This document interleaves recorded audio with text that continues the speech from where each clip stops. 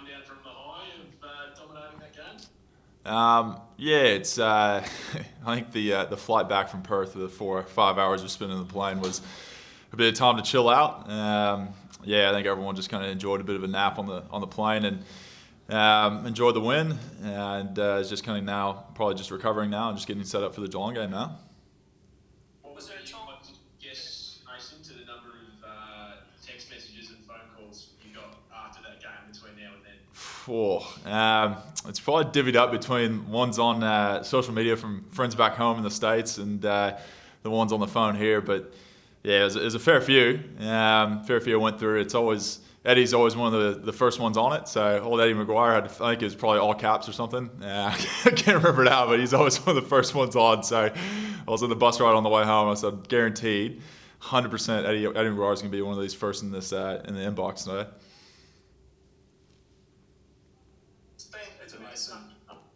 Mason, sorry, it's been a tough year for everyone. I mean, were there times where you thought you may not get back in? I mean, you're running around in scratch matches and whatever.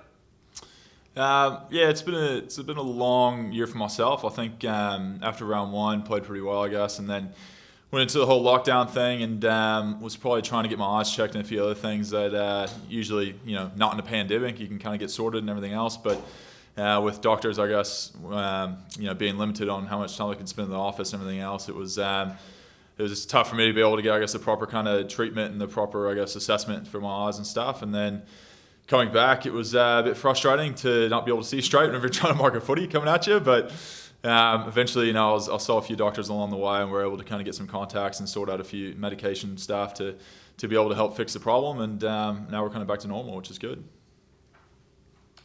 Mason, 8 goals in the past 3 finals games you've played. Why do you think it is that you stepped up in these big games? I don't know. Just a lot of people have asked me that question, I guess, over the past couple of days. But I don't know. I kind of enjoy a bit of pressure. I kind of enjoy a bit of the atmosphere of a finals game. I think it's a unique experience that not many people get to be a part of. And for myself, coming from the States, I really didn't imagine myself being a part of all this kind of stuff and being able to experience what I've been able to experience. So you just kind of soak it all in and make the most of every moment, and you just kind of have this idea that these things aren't going to last forever. So you got to try to make the most of every moment that kind of comes through. Mason, when did you start seeing straight? Is that one of a better way of putting it? Jeez. Yeah, it would have been.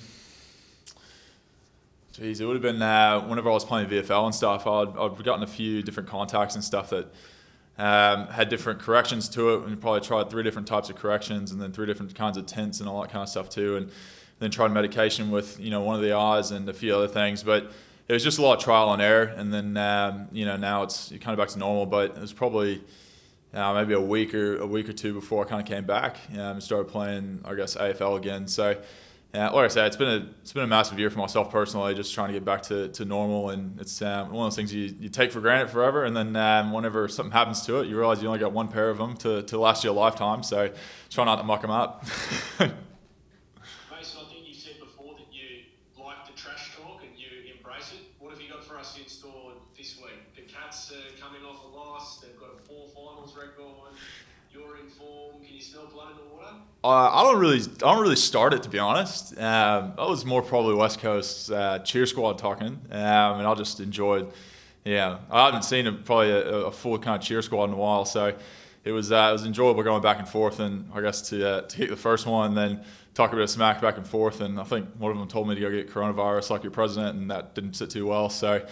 Kick the second one and then look back at them again and then kick the third one. I think they're all sitting down by that point. So it was enjoyable for myself just to, I don't know, shut people up every once in a while. WA has definitely got a very passionate crowd, which is credit to them. And West Coast supporters are very passionate and insanely supportive of their team, which is awesome. But at the same time, you kind of, I guess, thrive off it in times. I think we might have heard the USA chant here in Queensland. I could hear it just coming through the background, and then it started late in the game. Yeah, I think we were coming off the field and they started the USA chant. But yeah, it's enjoyable. It's pretty cool. I don't know. Can you imagine, I guess, some guy 5 years ago coming over here and having people from a stadium full, whatever it is, chanting USA? It wouldn't really make sense. But I guess to have that kind of recognition, on a personal level is pretty cool, and I'll definitely enjoy it. So keep it up. Mason, you touched on a moment ago about sitting people down. You are someone who's been criticised a lot during the year for your form. People love targeting you in that way. How tough is that? Do you struggle with that, or do you thrive on it?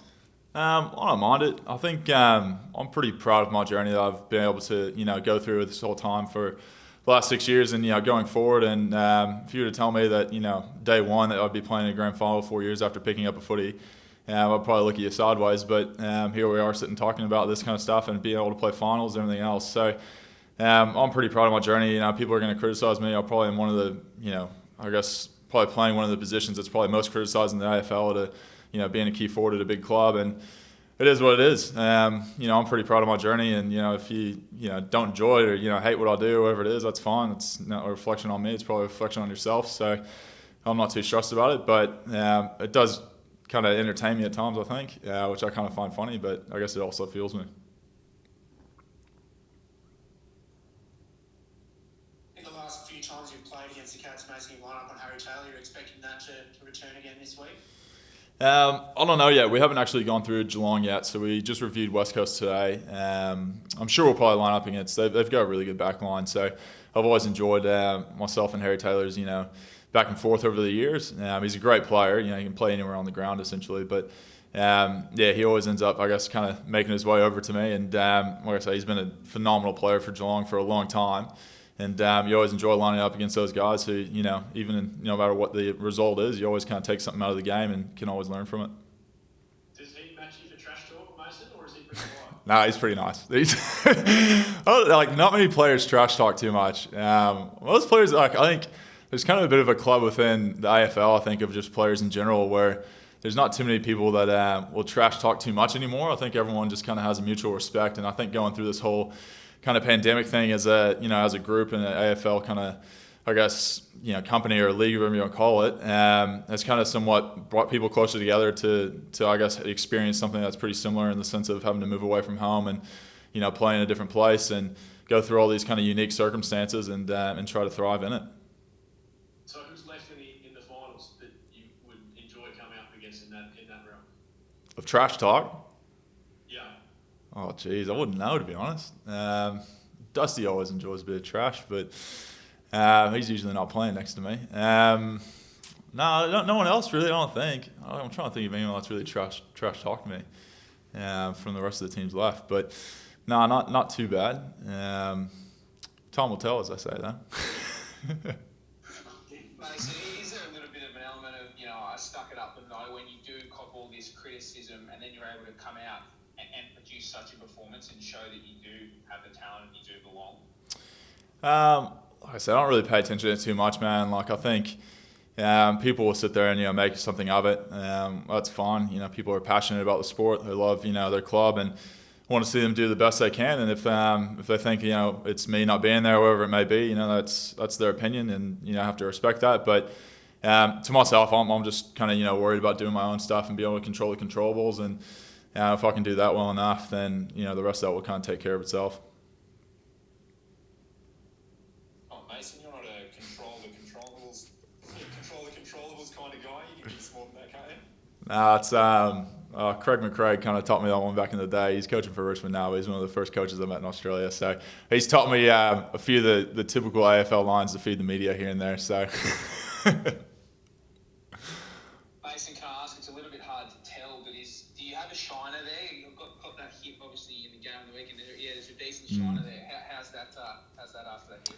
Yeah, it's fine. It was a bit, I think whenever it happened, given the circumstances we've had, Nathan Murphy, Flynn Appleby, and Chris Mayne all break a cheekbone, I was a bit kind of worried there for a second. But funny enough, I kind of got up, a bit dazed and everything else, and Brendan Marchek just kind of looked at me and he goes, "You're not bleeding. You'll be okay. Get up. Let's go." And I was like, "All right, cool. Sounds good." So I think the physio came up to me and I just pushed him away. And the doctor asked, "Is he all right?" And he goes, "I assume so," because he just doesn't want to bar me. So it's all fine, man. I'm good to go. So it's just kind of looks a bit gnarly, but it's, I don't know. I'll take it. It's good. And heading into this game, is there anything you can learn sort of from you had that, obviously the prelim game you've spoken about all the time. In terms of backing that up now in another big game, how you can produce that again on the weekend? I think just you worry about more of the team standard, make sure everyone kind of, I guess, plays together in the forward line, helps each other out. I think you look on the weekend, people talk about kicking 3 goals and stuff. I think Brody Marchek and the important roles that Jordan DeGoey and Jamie Elliott played is probably more impressive to me in the way they go about things and the influence they can have on a game. And they get kind of, I guess, looked past at times. Just I don't know why, but. For the Checkers to kick that goal, I think in the last few minutes from left-footed, I don't even know how he kicked it, but on an angle and it went through. It's he's a damn good player who doesn't probably get enough credit as he should. And I'm not too worried about I think me just sitting there and trying to do everything. I think it's more of just trying to get the whole forward line on the same wavelength. And if we can do that, then I think the result on the scoreboard will show.